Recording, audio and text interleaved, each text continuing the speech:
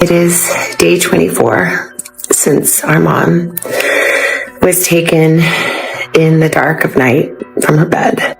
We still believe in a miracle. We still believe that she can come home. We also know that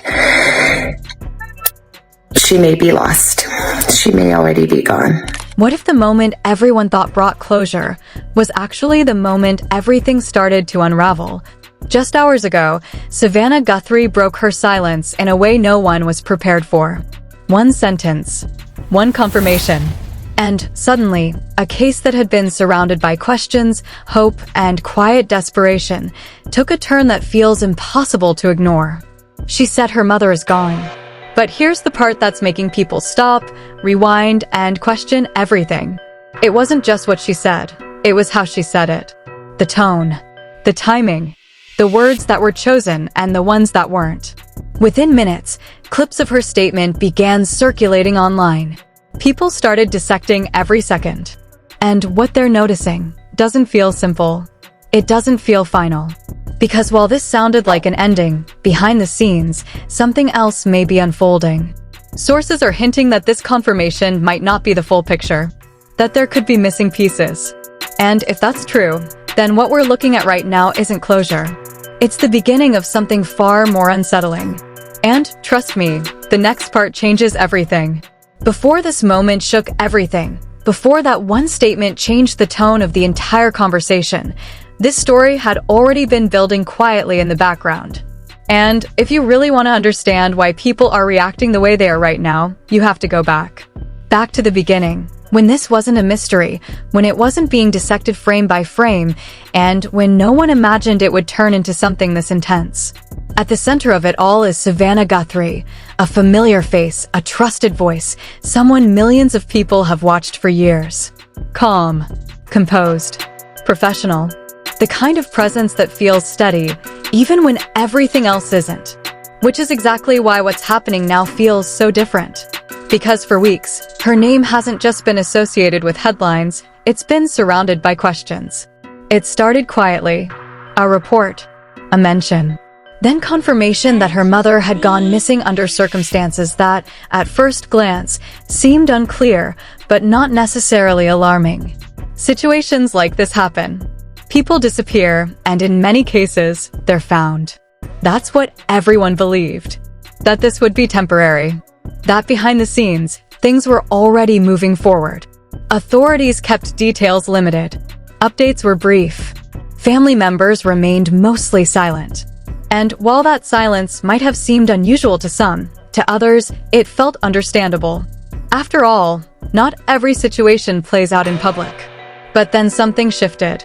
Days passed, then more days, and instead of clarity, there was distance. Information didn't increase, it slowed down. And that's when people started paying closer attention. Small details began to stand out. Not anything dramatic on its own, but enough to raise eyebrows when placed side by side. Timelines that weren't fully explained. Gaps between updates. Moments where it felt like something should have been said, but wasn't. Still, nothing concrete. Nothing you could point to and say, this is the problem. But collectively, it created a feeling.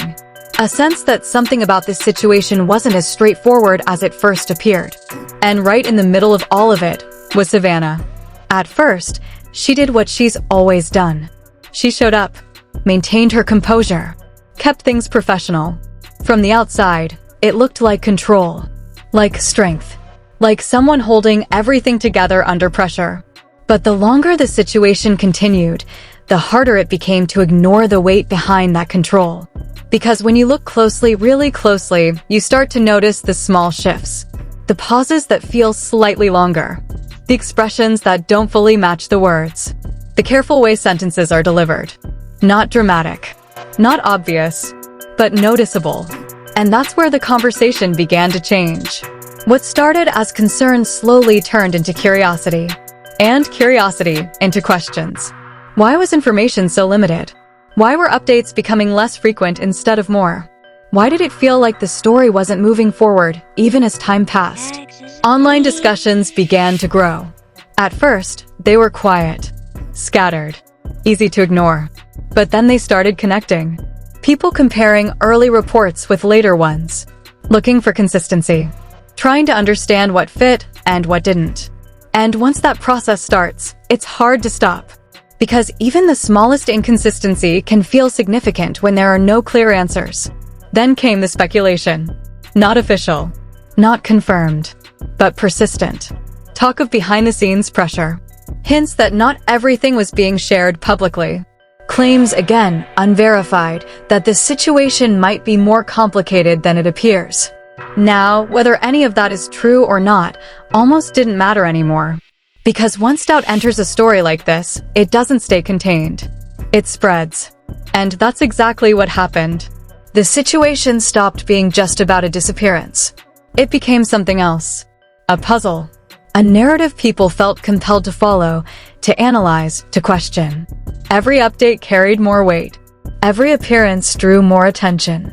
Every word started to matter. And as that pressure built, so did the expectations. People weren't just waiting for answers anymore. They were searching for them. Which brings us back to that moment. That single statement. Because by the time it happened, this wasn't just a private situation anymore. It was something much bigger. Something already filled with tension, uncertainty, and unanswered questions. And when that confirmation finally came, it didn't quiet the noise. It amplified it. Because instead of closing the story, it may have just opened an entirely new chapter. The moment everything shifted didn't come with a warning. It came quietly, almost too quietly for something that would end up changing the entire direction of the story. Because up until that point, the situation surrounding Savannah Guthrie had been building tension, but it was still contained. Still uncertain. Still waiting for something definitive. And then that moment arrived. Her statement. Simple on the surface. Direct. Final. She confirmed her mother is gone. For a brief window, it felt like the story had reached its conclusion. Social media filled with sympathy. Messages of support poured in. Viewers who had been following closely began to accept that. But that sense of closure didn't last. Because almost immediately, something started to feel different. Not dramatically. Not in a way you could easily point to. But enough to make people pause. Clips of her statement began circulating, first normally, then slowed down, replayed, examined. Not out of malice, at least not initially, but out of a growing need to understand. And that's where the first real shift happened. People didn't just listen to what was said. They started focusing on how it was said. The phrasing felt careful, structured, deliberate. Again, nothing inherently wrong with that. Public figures often choose words cautiously, especially in emotional situations. But in a moment where people expected rawness, unpredictability, something visibly unfiltered, what they saw instead felt controlled, measured. And that contrast is what triggered the first wave of questions. Not accusations. Questions. How certain is this conclusion? What information led to this confirmation? And perhaps most importantly, does the public know everything that led up to this moment? Because here's where the tension really started to build. Up until that statement, there hadn't been a widely shared, detailed explanation of what had happened. The timeline remained limited. Official updates had been minimal. There was no clear, publicly understood sequence that connected the beginning of the disappearance to this final confirmation. So when the conclusion arrived before the full picture, people noticed. Online discussions began shifting in tone. What had previously been supportive turned analytical. Threads started appearing, not claiming answers, but mapping out known details, trying to place events in order. And when those timelines were laid out side by side, gaps became more visible. Moments where information simply wasn't available. Points where updates slowed instead of progressed. Again, none of this proved anything on its own. But together, it created friction. Because humans naturally look for patterns. For continuity. For a story that makes sense from start to finish. And when that continuity feels incomplete, the mind starts filling in the blanks. That's when the second layer of the conflict emerged. Interpretation. Some viewers defended the situation immediately, arguing that not all details can or should be public. That investigations often involve sensitive information. That families deserve privacy, especially in moments of loss. And that perspective carried weight. But on the other side, a different reaction was forming. Not aggressive, not hostile, but persistent. A growing sense that something about the sequence of events still didn't fully connect. That there were pieces missing, not necessarily hidden, but simply not visible yet. And that's when the conversation expanded beyond just the statement itself. It moved to timing. Why now? Why this moment, after weeks of limited updates? Was this confirmation based on new developments, or a culmination of what was already known behind the scenes? No clear answers were given publicly. And in the absence of answers, speculation naturally grows. Not because people want to create drama, but because uncertainty invites interpretation. Within hours, the narrative surrounding the situation had shifted again. What began as a moment of closure had turned into a point of re-examination. People weren't just asking what happened anymore. They were asking how the story was being told. And that distinction matters. Because once attention shifts from events to narrative, everything becomes subject to closer scrutiny. Every past update, every timeline detail, every public appearance. All of it starts being viewed through a different lens. And right there, that shift is the first real twist. Not a hidden revelation, not a sudden piece of evidence, but a change in perception. The realization that even when something sounds final, it doesn't always feel complete. And that feeling alone is enough to keep the story moving. Because once a story feels incomplete, people don't walk away from it. They lean in closer. And what comes next only makes that tension harder to ignore. Just when it felt like the conversation might settle, it didn't. It intensified. Because the moment people began re-examining that statement, something else quietly entered the discussion, something that shifted the focus from what was said to what might still be unresolved. Mentions started appearing across online threads, not confirmed reports, not official updates, but observations that certain elements of the case were still under active review. That detail alone changed the tone. Because if parts of the situation were still being looked at more closely, then the sense of finality people initially felt didn't quite align. And that's where the narrative took another turn. Discussions weren't just about the statement anymore. They became about process. How information moves from investigation to public understanding. Why some details remain limited. And how timing can affect perception. Within hours, larger platforms began picking up on the shift. Analysts, commentators, and media observers started addressing the growing divide, not to confirm any hidden angle, but to acknowledge the visible uncertainty surrounding the sequence of events. And then came the moment that reframed everything. A widely shared discussion clip featured a commentator pausing mid-conversation and saying, "There are still elements here that haven't been fully clarified publicly." That wasn't a revelation in itself. But it didn't need to be. Because it validated something people were already feeling. Not that something was wrong, but that something was incomplete. And once that idea took hold, it spread quickly. Viewers went back to earlier updates. They compared timelines. They revisited statements, looking not for contradictions, but for continuity. And in doing so, they noticed something subtle, but important. Certain transitions between key moments weren't clearly outlined in public information. Again, not evidence of anything hidden, but enough to raise a simple question. Is the full sequence of events known, or just the parts that have been shared so far? That question became the center of everything. Because now, instead of focusing only on the outcome, attention shifted to the gaps between events. And those gaps, no matter how small, create space for interpretation. Which is exactly where the story stands now. Not resolved. Not confirmed beyond doubt. But evolving. Because when a situation reaches a point where clarity and uncertainty exist side by side, it doesn't close. It escalates. And what comes next may not just add answers. It may redefine the entire timeline people thought they understood. And now, the reaction is everywhere. What started as a quiet wave of concern has exploded into a full-scale public divide, and it's growing by the minute.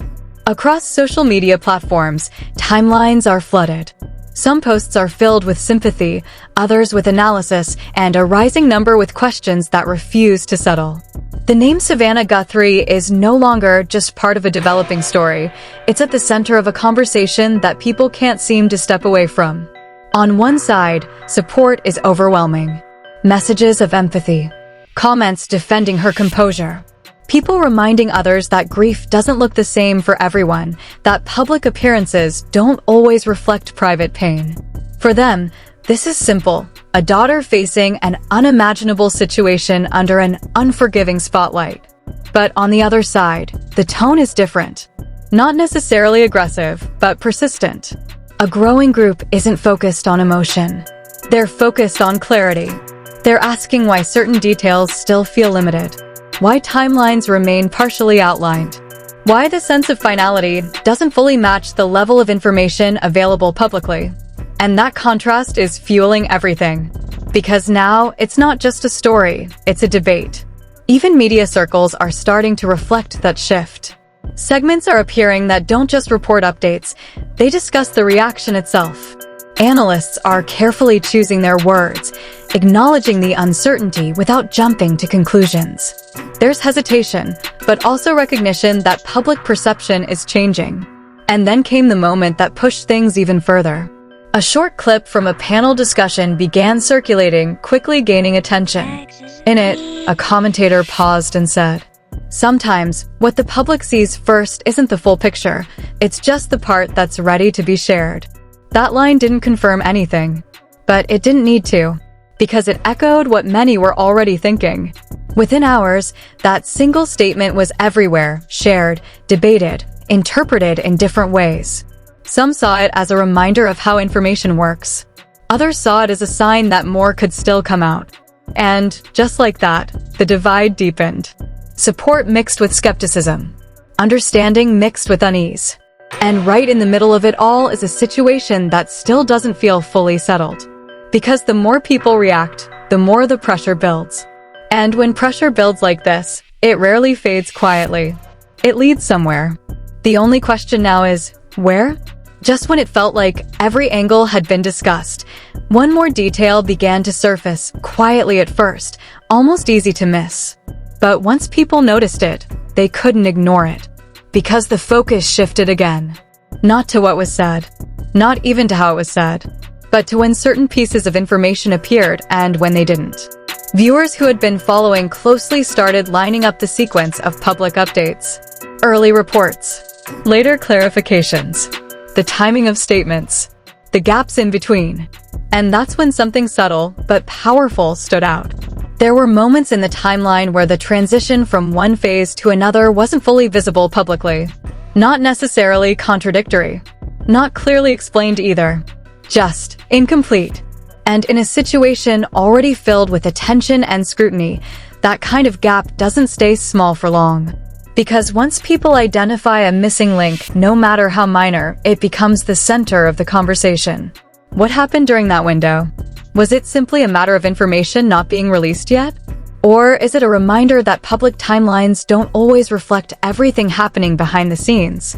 No definitive answers have been given. But the question itself is enough to keep the tension alive. Because now, everything circles back to that central point. If the outcome has been stated, but parts of the path leading there aren't fully visible, then is the story complete? Or are we only seeing the version that's currently available? That uncertainty is what changes everything. Because it means this moment, the one that felt like an ending, might actually be something else entirely. A transition. A shift from what was known to what's still unfolding.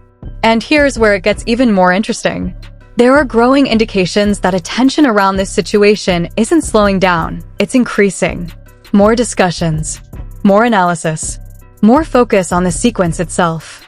Which suggests one thing. This story hasn't reached its final point yet. Not publicly, not completely.